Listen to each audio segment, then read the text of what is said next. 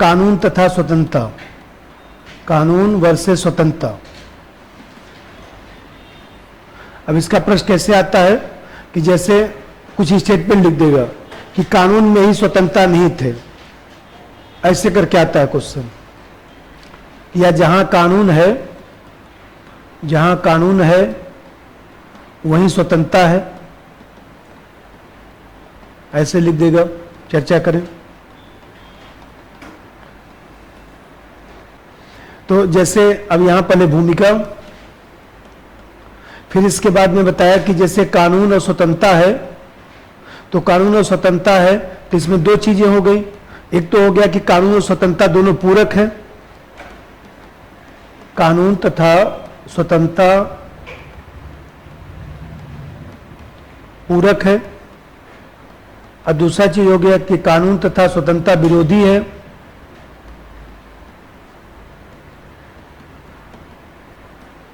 और फिर जो मूल्यांकन है वास्तव में क्या होना चाहिए, ऐसे बनाइए। कभी उल्टा भी पूछ सकता है ना कि कानून स्वतंत्रता को बाधित करता है, चर्चा करें। तो एक चीज ध्यान रखिएगा कि जैसे मान लीजिए कभी प्रश्न आया, ऐसे सिखा दें उसको, जैसे मान लीजिए ये प्रश्न आया, अब जैसे ये आपका प्रश्न है तो इसमें कैसे लिखा जाएगा, पहले x1 लिखा जाएगा, फिर x2 लिखा जाएगा, और फिर x3 जो है वो कम लिखा जाएगा, और x3 के साथ ही जो है मूल्यांकन मिला दिया जाएगा।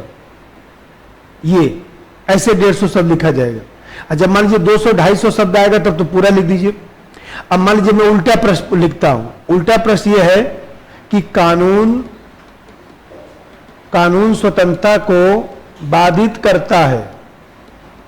करता है, विवेचना करें। मान लीजिए हमने ऐसे प्रश्न लिखा तो पहले x1 लिखा जाएगा, फिर x3 लिखा जाएगा, फिर x2 लिखा जाएगा, फिर x4 लिखा जाएगा। केवल क्रम बदल जाएगा बस। जो प्रश्न पूछा जाता है उसको पहले लिखा जाता है। जैसे मैंने कहा कि where there is no law there is no freedom, इसका मतलब जहां कानून है वहीं पर स्वतंत्रता है, तो इसका मतलब दोनों पूरक हैं, तो पूरक वाला पहले लिखेंगे, अब विरोधी वाला बाद में लिखेंगे। अब समझिए, जैसे मैं बताया था आपको कि स्वतंत्रता और कानून, तो स्वतंत्रता के बारे में तुम्हें बताया था कि भाई स्वतंत्रता सामान्यतः हम लोग मानते हैं कि प्रतिबंधों का अभाव है, लेकिन यदि व्यापक अर्थ में देखा जाए तो वास्तव में स्वतंत्रता जो है प्रतिबंधों का अभाव ही नहीं है, बल्कि देखा जाए तो परिस्थितियों की मौजूदगी है जिसके माध्यम से व्यक्ति जो है स्वतंत्रता का उपभोग करता है। तो चाहे कानून हो चाहे स्वतंत्रता हो, राजनीतिक दर्शन में, राजनीतिक विज्ञान में दोनों का जो अध्ययन है वो एक प्रमुख विषय के रूप में है, क्योंकि कानून भी प्रमुख है, स्वतंत्रता भी प्रमुख है। और कानून कहने का मतलब ये होता है कि जैसे मान लीजिए ऐसा नियम, आचरण का ऐसा नियम जिसका पालन करने के लिए राज्य बाध्य करता है। तो कानून भी एक प्रकार से नियंत्रण की व्यवस्था है, कानून भी नियंत्रण की व्यवस्था है। भाई हम कहते हैं ट्रैफिक कानून बन गया तो हम लोग वहां पर रुक जाते हैं, नियंत्रण ही तो है कि भाई दूसरे साइड के लोगों को भी जाने दीजिए, ये भी नियंत्रण की व्यवस्था है। और यदि उसका हम पालन नहीं करते हैं तो ऐसे समय हमको दंड भी मिलता है। तो कानून जो नियंत्रण के रूप में है, तो वास्तव में अब ये देखना है कि कानून स्वतंत्रता को बढ़ावा देता है कि स्वतंत्रता को कम करता है। तो पहले भूमिका लिखिए।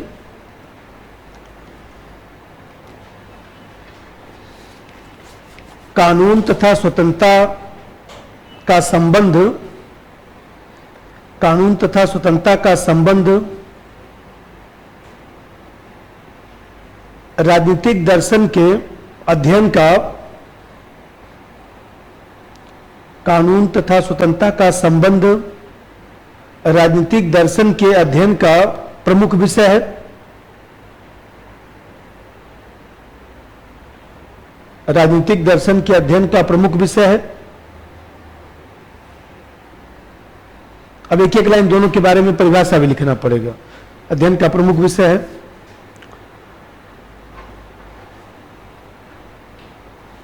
आचरण के उन नियमों को कानून कहते हैं, आचरण के उन नियमों को कानून कहते हैं, आचरण के उन नियमों को कानून कहते हैं जिसका पालन करने के लिए, जिसका पालन करने के लिए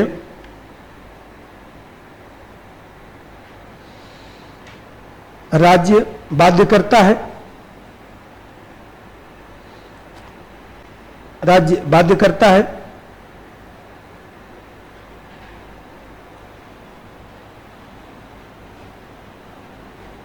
इस तरह कानून नियंत्रण के रूप में है,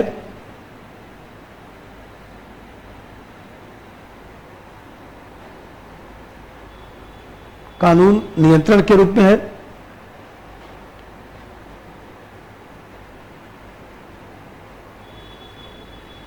अब एक लाइन स्वतंत्रता के बारे में लिख दीजिए। दूसरी ओर स्वतंत्रता व्यक्तित्व विकास का साधन है,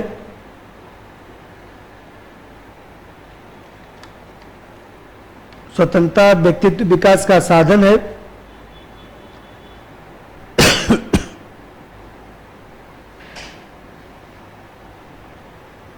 व्यक्तित्व विकास का साधन है। प्रश्न यह है कि कानून स्वतंत्रता का साधक है। प्रश्न यह है कि कानून स्वतंत्रता का साधक या बाधक है,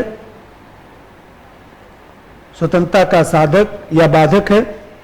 अब देखिए, अब ये जो पूरक अवधारणा है,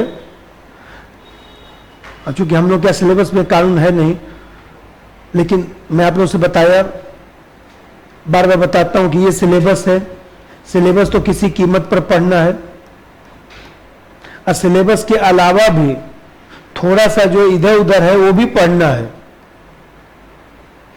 सिलेबस के अलावा भी थोड़ा सा इधर उधर जाके पढ़ना है, क्योंकि कानून और स्वतंत्रता, कानून है नहीं लेकिन पूछा है क्वेश्चन, पूछता भी है, महत्वपूर्ण है, तो ऐसे भी थोड़ा सा पढ़ना है, लेकिन ज्यादा नहीं। अब देखिए, जैसे बताया कि ये दोनों पूरक हैं, तो जो आदर्शवादी विचारक हैं, जो आदर्शवादी विचारक हैं वो दोनों को पूरक मानते हैं। जैसे मान लीजिए आदर्शवादी विचारक का मतलब जैसे ग्रीन है, या मान लीजिए हीगल है, इस तरह के जो विचारक हैं वो लोग पूरक मानते हैं। और जो कानून और स्वतंत्रता का विरोधी मानते हैं उसमें खासतौर से जो है व्यक्तिवादी विचारक, व्यक्तिवादी विचारक मतलब नकारात्मक उदारवादी, नकारात्मक उदारवादी, जो नकारात्मक उदारवाद के समर्थक हैं, जैसे बेंथम है, या मान लीजिए हाब्स है, लाक है। ये जो स्टेटमेंट है वो लाक का है, ये स्टेटमेंट जो है लाक का है, जो लाक विचारक है। Where there is no law there is no freedom, ये लाक का स्टेटमेंट है। तो अब जो पूरक है, कानून और स्वतंत्रता दोनों पूरक हैं, तो एक एक जैसा तर्क समझिए। अब ये लोग क्या कहते हैं, चूंकि न तो सिलेबस में हम लोग के ग्रीन है न तो हीगल है, लेकिन अभी एक थोड़ा सा तो समझना ही पड़ेगा। देखिए, लोग कहते हैं कि जो सकारात्मक स्वतंत्रता वाले हैं, जो ये मानते हैं कि स्वतंत्रता जो है वो हमें परिस्थिति मुहैया कराती है, तो आदर्शवादी विचारक मानते हैं कि स्वतंत्रता जो है कानून की अनिवार्य शर्त है। स्वतंत्रता कानून की अनिवार्य शर्त है। इसका मतलब यह है कि कानून स्वतंत्रता का हनन नहीं करता है, बल्कि कानून स्वतंत्रता का संरक्षण करता है। और संरक्षण इसलिए करता है क्योंकि बताइए, कानून के माध्यम से ही तो सब लोग रेगुलेट होते हैं। कानून राज्य बनाता है, कानून विधायिका बनाती है, और ऐसी दशा में उसी कानून का हम लोग पालन करते हैं। तो दूसरा व्यक्ति जो है हमारी स्वतंत्रता का उल्लंघन नहीं कर पाता है। जैसे मान लीजिए कानून में बनाया गया, संविधान में लिखा गया कि विचार व्यक्ति की स्वतंत्रता दिया गया, और कानून के माध्यम से उसमें जो है मान लीजिए संविधान में 8 तरह के प्रतिबंध भी लिखे गए। तो यदि प्रतिबंध नहीं होता तो जिसको जो मर्जी आता वही बोल देता, तो दूसरे व्यक्ति का मानहानि हो जाता। अब किसी को आप कुछ ऐसा नहीं बोल सकते कि उसको जो है उसकी मानहानि हो जाए।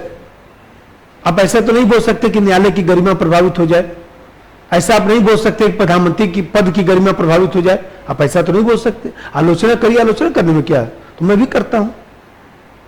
लेकिन आप प्रधानमंत्री पद की गरिमा है, राष्ट्रपति पद की गरिमा है, वो तो आपको बना के रखना पड़ेगा, क्योंकि हमारा संस्थागत पद है, आम जनता के सम्मान का पद है। तो कहने का मतलब कानून है तभी तो व्यवस्था चल रही है। कानून नहीं होता है तो ऐसे दिशा में जो है लोग किसी को कुछ भी बोल देते। कानून नहीं होता, देवता ट्रैफिक कानून नहीं होता तो किसी व्यक्ति का मन करता तो 150 की स्पीड से यहां गाड़ी चलाता, लेकिन कानून कहता है कि 60 से ज्यादा आप नहीं चला सकते दिल्ली में गाड़ी। ज्यादा मान लीजिए जो हाईवे बना है उस पर आप 70 चला सकते हैं, बस उसे 60 ही का लिमिट है कि 60 से ज्यादा नहीं चला सकते। तो कानून है तभी तो दूसरा व्यक्ति भी जो है वो देखा जाए तो उसी के दायरे में चलाता है, तभी तो उसकी भी स्वतंत्रता बनी रहती है। इसलिए कानून जो है वह स्वतंत्रता को कम नहीं कर रहा है, कानून बल्कि स्वतंत्रता का संरक्षण कर रहा है। कानून स्वतंत्रता की रक्षा कर रहा है। यदि कानून नहीं होता तो व्यक्ति की स्वतंत्रता जो है वो देखा जाए तो उसका मानहानि हो जाता, उसका उल्लंघन हो जाता। सब्सक्राइब कीजिए हमारे चैनल को और बेल आइकन को दबाइए हमारी लेटेस्ट वीडियो सबसे पहले देखने के लिए।